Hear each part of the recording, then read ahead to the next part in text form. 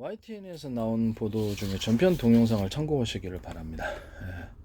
이볼 개발업체인가 독일 민엔사인데 프로펠러가 옆에 이렇게 십수개 달려 있고, 그래서 그것을 가변적으로 해서 제 방식하고 똑같아요. 그래서 이쪽을 아래로 이렇게 내려가지고 수직이 착륙을 하고, 저는 이제 프로펠러를, 그렇죠, 모양과 디자인은 수십 가지 수백 가지도 될 수 있어요. 프로펠러를 이렇게 아래로 조향 장치를 할 때 왼쪽 오른쪽에 프로펠러 이렇게 전기 모터, 프로펠러에 들어 전기 모터에 전기를 틀리게 줘가지고 오른쪽으로 많이 줄 때는 오른쪽으로 가고 왼쪽으로 많이 줄 왼쪽으로, 이런 방식을 사용하셨어요. 그리고 가변적으로 이렇게 움직여가지고 수직이 착륙하는 기술도 똑같고 저는 이제 항공기가 갈 때 이렇게 프로펠러를 이렇게 움직여 갖고 위에서 밑으로 내려갈 때는 이렇게 움직여서 내려가는 방식, 그다음에 밑에서 위로 올라갈 때는 이렇게 가변적으로 움직여서 하는데, 그것은 이제 똑같이 디자인만 틀리게 해서 한 거라고 저는 생각하고 있습니다. 그래서 이 부분에 있어서 제가 전편 동영상에서도 이제 문제를 제기를 했는데, 제 방식의 어떤 금속 배터리, 이게 그 전기가 그 많은 프로펠러를 움직이려면요, 그리고 수소를 동력으로 삼아 가지고 수소 탱크가 있어야 되고, 수소를 이제 발전해 가지고 그걸로 전기를 전환을 해서 해야 되는데, 구동력이 약해요. 그렇게 수소 탱크가 크거나 수소 탱크가 여러 개 있거나 이렇게 해서 전기로 변환시키는 장치, 이것을 그렇죠, 여러 개로 둬야 됩니다. 그래서 항공기가 그러면 부피가 커지게 되고, 그 열 몇 개의 프로펠러를 돌리기에는 전기 동력이 얼마 안 가기 때문에 강속거리가 얼마 안 될 거라고 저는 생각하고 있습니다. 혹시 이 기술도 사용한 것이 아닌가? 이게 MLCC 기술도 사용할 수 있는데,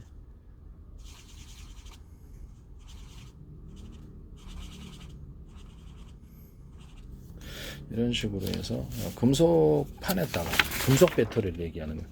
금속 판에다가 나노 구조로도 가능하고, 여기서는 크게 그렸지만 대중소 크게 이런 식으로 쭉 나열을 해요. 도포 방식도 상관없어요. 이런 식으로 나열을 입자를 도포한다는 거죠. 이런 식으로 금속판에다가 쭉 전선 구조로 해서 서로 이어지게 하면 이것이 굉장히 파워 있게 저장이 됩니다. 전기가. 또는 제 방식에 서로 하나의 전선 피부관의 구리선의 두께를 대중소 틀리게 해서 주파수 방식으로 변환시키는 방법으로 이렇게 여기 안에 있는 금속 알갱이, 구리겠죠. 구리 같은 알루미늄을 하셔도 되고 또 다른 것도 됩니다. 그래서 이렇게 그 회사 마음이죠. 그래서 이렇게 해서 굵기를 틀리게 해서 주파수 방식으로 전기를 저장할 수 있습니다. 이걸 이제 위에다 금속 용량을 덮어서 판으로 만들고 절연차 연결 속에서 수십 장이나 수백 장을 겹쳐서 배터리로 만듭니다. 이런 배터리 쓰시면 제 기술 구조가 되겠습니다. 그리고 전원 공급 방식을 전기를 많이 쓰는 곳에는, 지금 속도를 높일 때나 전기를 많이 쓸 때는 굵은 전기선을, 또는 속도를 중간 정도 하면 중간 정도의 전기선, 이론적으로 또는 약하게 할 때는 그렇죠, 이렇게 전기가 약하게 공급되는 이 방식을 쓰셨다면 완전한 내 기술입니다. 왜냐하면 이것은 제가 인류 최초로 개발한 거기 때문에 로봇팔에도 쓸 수 있고, 전기의 동력을 화목 연료에다가 변속기를 안 쓴다는 건데 화목난로를 할 때 펠럿을 연료를 적게 공급을 하면 많이 타느냐, 적게 공급하면 적게 타고 많이 공급하면 많이 탄다. 이렇게 해서 전기량을 전선 두께라는 것은 전선 안에 구리선의 두께를 의미하는 거죠. 그걸 통해서 전기를 많이 흘려보거나 중간 정도 흘려버리거나 적게 흘려버리거나, 이것으로 속도를 조절할 수 있다. 이 방식을 사용하셨으면 제 기술입니다. 로봇팔에도 들어가고 항공기 이렇게 프로펠러 돌리는데도 이런 식으로 전기량을 통제해서, 기존에 없었던 방식이죠. 변속기 같은 비행체를 갖다가 헬리콥터 같은 거 같은 이렇게 속도를 조절하기 위해서 이렇게 기존에는 변속기, 자동차로 얘기를 하자면 변속기를 갖고 있어야 되네. 근데 이 기술을 안 하시고 지금 제 기술하고 똑같이 가는 거거든요. 그냥 다 100% 똑같은 거예요. 그 처음에 개발하셨을 때는 세상에 속이는 게 얼마나 많은지 몰라요. 처음에 개발했을 때는 아마 다른 방식을 선택하셨을 거라고 생각합니다. 왜 기술이 이렇게 똑같죠? 참 이상하고. 금속 배터리조차도 똑같은 거 아니야? 이렇게 서로 금속 배터리 연결해서 이렇게 강력하게 전기를 저장하는 방식을 쓰시면, 이것은 향후 어떤 식으로 쓰이냐면 서로 이렇게 마이크로웨이브 전파나 기타 다른 전파를 통해서 전력을 공중에서 공급받는 방식으로서 이게 쓰이기 위해서 이 기술이 필요한 겁니다. 금속 배터리는 MLCC, 삼성이라든지 이런 걸 추진하고 있는 MLCC 기술, 휴대폰에 들어가는 거기에도 들어가는 방식입니다. 이해가 가시죠? 이것조차도 똑같으면 정말 이상한 얘군요. 왜 기술이 하나부터 열까지 다 똑같고, 회사는 방송에서 그런 얘기를 한 일절 얘기하지 않으셨어요. 근데 내가 어떻게 해서 그 회사의 비밀을 알까? 이상하죠? 네. 그래서 전원 공급 방식을 이런 방식으로 하시거나, 또는 하나의 전선 피복안에 구리선의 굵기가 이렇게 동일하다고 했을 때, 구리선에 어떤 데는 10개짜리 구리선의 전선 피복안에 구리선이 같은 동일한 두께였을 때 10개짜리가, 어떤 데는 5개짜리가, 어떤 데는 3개짜리가, 어떤 2개짜리, 이렇게 해서 전선 굵기, 전선 안에 구리선의 굵기의 가닥수, 이렇게 숫자를 통해서 전력을 조절하는 방식을 사용하시거나, 또는 어떤 주파수 방식으로 변환시키기 위해서 전선 피복 안에 서로 굵기가 틀린 구리선들을 배치해서 주파수 방식으로, 전선 안에서 유선적인 주파수 방식으로 변환시키는 기술을 사용하셨거나, 그렇게 하셨다면 제 기술입니다. 아시겠죠? 그리고 모터 안에 직전에 들어가기 구리선을 카패시터를 만들기 위해서 구리선 자체를 도로에서 배터리를 갖다가 전기자동차 전편 동영상에서 제가 얘기했듯이 전기차에 쓰이는 방식이 드론이나 비행시에도 쓰일 수 있다고, 하나의 배터리를 8개 정도로 분할을 시켜서 충전할 때도 이게 콘센트 방식으로 해서 각각 충전을 하고, 이 내부를 4분의 1이나 또는 12분의 1이나 20분의 1이나 쪼개갖고 그 각각의 20분의 1 조각에게 전선을 연결함으로써 그 전선을 연결함으로 그 조각 여기 안에가 20조각이 들어갔다고 합시다.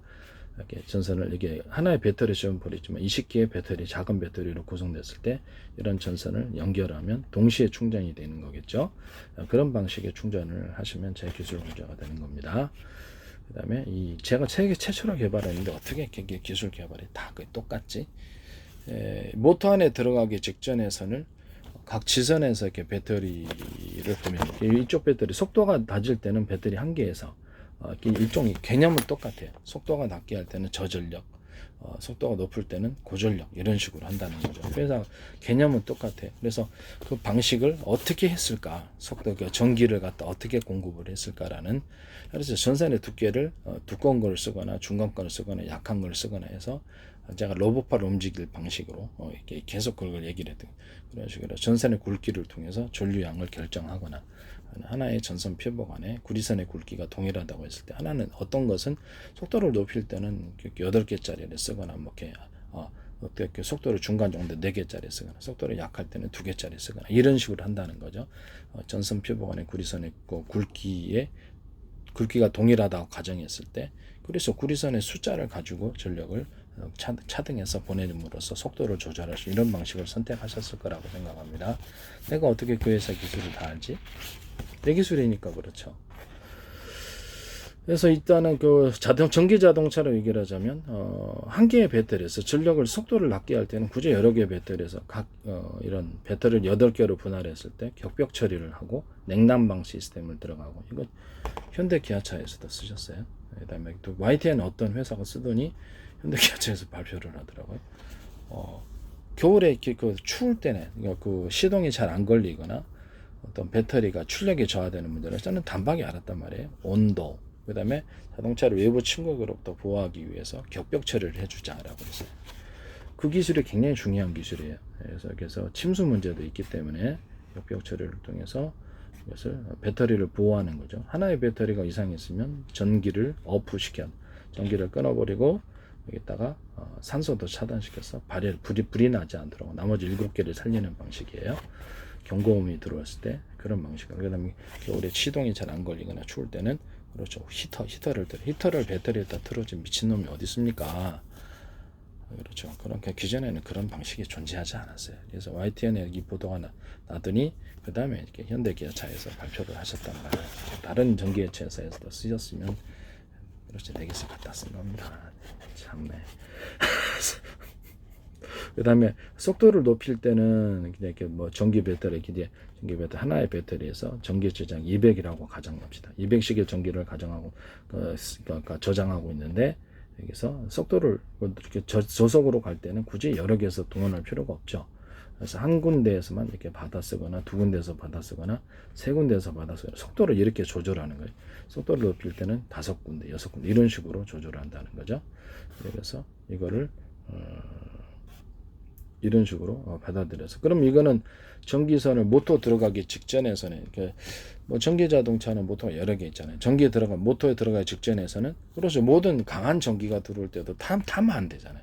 그래서 구리선 안에, 전선 표복 안에 구리선의 숫자가 최대한, 자동차로 얘기를 하자면 도로가 지선에서 어떻게 차가 몰려 나온다 그러면 다 수용할 수 있도록 8차선, 10차선으로 늘리는 것처럼 전선을 두껍게 해야 될까, 안 할까요? 두껍게 하거나, 아니면 동일한 전선 표복 안에 구리선이 동일한 두께라 그러면 숫자를 많이 늘려주는 거, 최대한 그 방식을 선택해야 되는 거죠. 그래서 모터의 직전에 들어가는 구리선을 일정 구간을 최대한 두껍게 만들거나, 하나의 전선 표복 안에 구리선이 동일한 두께라면 숫자를 많이 늘림으로써 그걸 카패시터로 만들어 준다는 거죠. 이해가 가시죠? 구리선 자체를 가지고 전력을 축적하는, 그것도 제 기술입니다. 이게 만약 쓰셨으면 그렇죠, 제 기술이죠.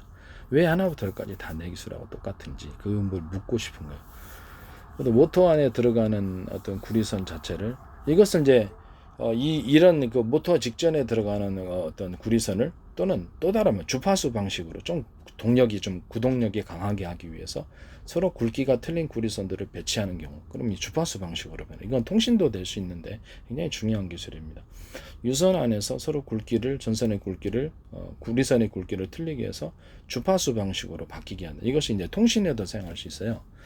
그 유선 안에서 이게 주파수를 발생시키는 그런 유선 안에서 주파수를 변환시켜서 멀리 송전할 수 있는 거죠. 그래서 전기 송전도 그렇게 송전할 수 있고, 통신의 방식으로 사용했을 때도 신호를 그렇죠, 굉장히 기지국이 별로 없이 멀리 통신을 할 수 있는 이런 방식. 이것도 세계 최초로 개발한 건데 그것도 똑같으신가? 그래서 모터에 들어가기 직전에선을 서로 굵기가 틀린 구리선을 배치했을 때, 그건 인위적으로 주파수를 만들기 위한 제 방식이다라는 거죠. 구동력을 강하게 만들기. 그래도 모터에 들어간 구리선 자체도 굵기가 틀린 구리선이 들어가거나, 서로 그다음에 연구 자석에 들어갈 때 두께가 틀린, 또는 두께가 똑같더라도 여러 겹에, 그래서 두께가 틀린 여러 겹의 연구 자석을 들어가서 구동력을 높이는 기술을 사용하셨으면 그것도 제 기술입니다. 어째서 내 기술이 거기 다 들어가 있죠? 네, 이 부분을 말씀을 드립니다. 네. 남의 기술을 쓰면 안 됩니다.